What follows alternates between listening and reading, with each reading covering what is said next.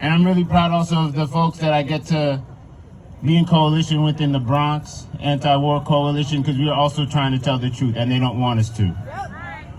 And what's happening here is just a smaller microcosm that's happening around the world.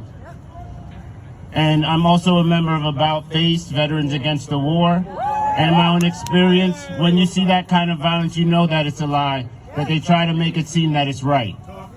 Free Palestine! Free, free Palestine! Long live Palestine! Long live Palestine! We stand first and foremost in gratitude because we know that without the sacrifice, the sweat, the blood, and the tears of Black liberation activists, Palestinians, Arabs, Muslims, Christian, and all oppressed people would not have the privilege and the ability to be here out in these streets, mobilizing for liberation in the communities and in the courtrooms. We know we don't have representation there.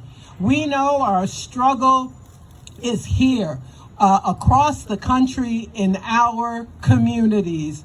And we have to act as King acted, to demand the things that the politicians don't want us to have, but to demand them anyway. NATO is a death machine.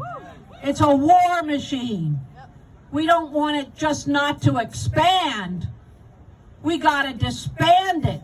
We gotta abolish it. It's a deadly machine. From its very creation, it was for U.S. war, for U.S. conquest.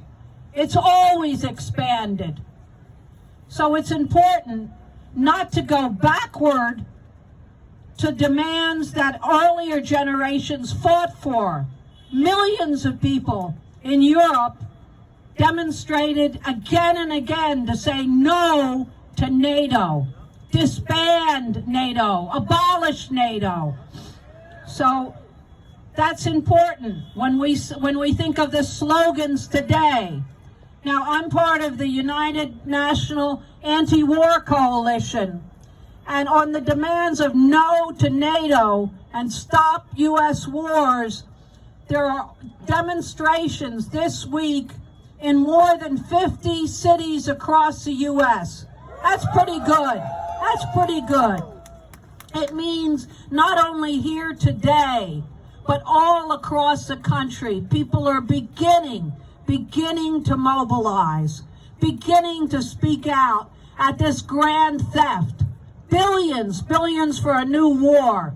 Just a few months out of the massive destruction they created in Afghanistan, they had a new war prepared. And that war was years in the planning, even long before the 2014 fascist coup. That was a U.S. coup d'etat. And it was for one reason only, to bring in a fascist grouping to threaten Russia, to begin to bomb Russia and the Russian population of Ukraine, to expand NATO. That's what it's always been about. Now they're doing the same thing today against China. That's what the whole struggle in Taiwan, in South Korea, in Japan. Japan has just doubled its military budget. They'll soon be the third largest military power in an alliance with the U.S. for war on China.